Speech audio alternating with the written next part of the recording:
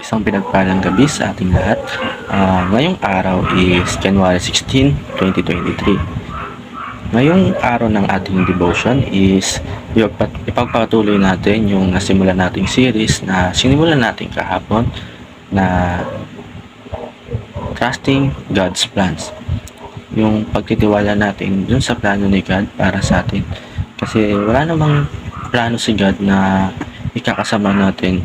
Ang mga plano ni God is yung mas makakabuti sa atin or yung plano na makakatulong sa atin tumatag, umunlad sa buhay natin, bigay yung sarili natin sa tama. Ngayong araw is dadako tayo sa panibago nating Bible verse na ating tatalakayin na Psalm chapter 62 verse 8. Ano nga ba yung sabi dito? Trust in Him at all times. People, pour out your heart before Him. God is a refuge for us. Sila sa Tagalog, awit 62:8. Mga kababayan, sa lahat ng oras, magtiwala sa Diyos, sa Kanya ilagak ang inyong pasanin ngayon dinaranas. Siya ang kabutihang may dulot na lunas.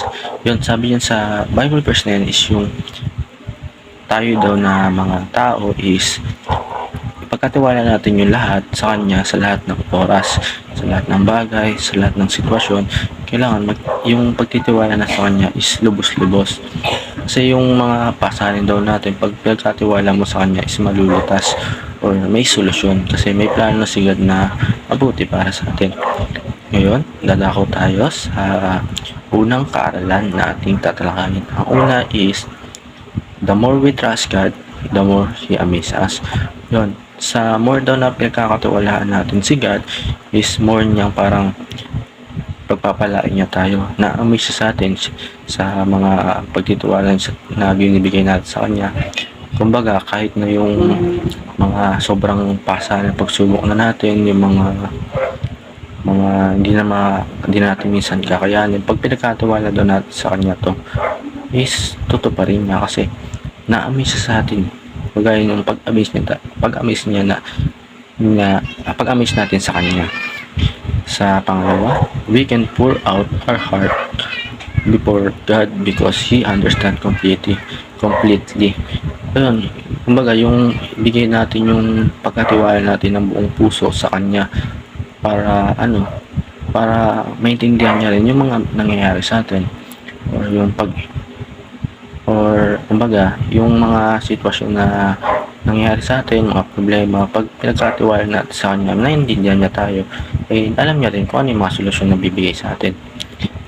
And last, God carries the burden of us. Yun, kumbaga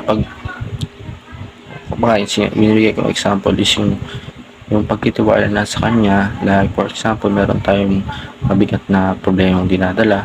Pag binigay natin yung tiwala na sa Kanya sa lahat ng bagay, siya na yung magkikerry or yung papasan yung mga paghihirap na dinadasan natin. Siya na yung lulutas sa tulong niya, matusolusyonan natin. So, ayun, dumako tayo sa ating application. Ang una sa ating application is trust in God at all times and be amazed. Yun, pagkatiwala natin yung lahat ng bagay o lahat ng mga ginagawa natin kay God sa lahat ng sitwasyon, pangyayari, oras, tas ma-amaze daw tayo sa Kanya. Kilala natin siya ng lubos, parang hangaan natin siya ng buong puso, gaya ng paghanga natin sa mga iniidolo nating mga artista, mga tao. Yung sa Kanya, bigyan natin ng mga 100 times na paghanga sa Kanya. Pangalawa, pour out your heart before God. Yun, yung puso natin kailangan i-pour out natin yun bago natin kailangan si God, bago tayo magtiwala ng lubos. Kailangan yung puso natin bukal sa loob natin, hindi yung may pag-alilangan pa. And last, take refuge in God.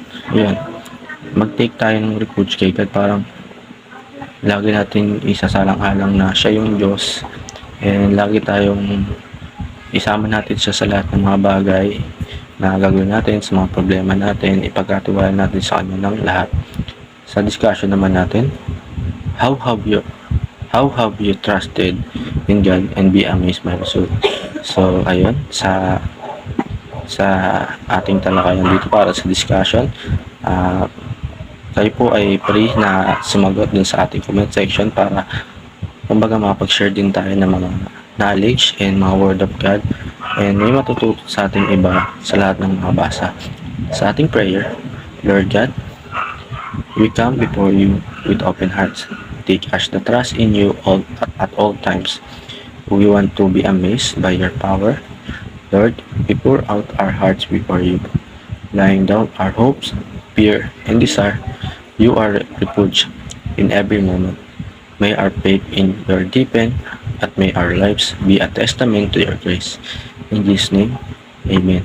So, ayun, natapos na tayo sa panibagong nating or sa talakayan natin ngayong araw.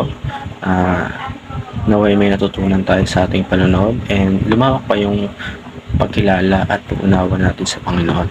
And lagi tayong magtitiwala sa Kanya. Yan, thank you for watching. God bless to all.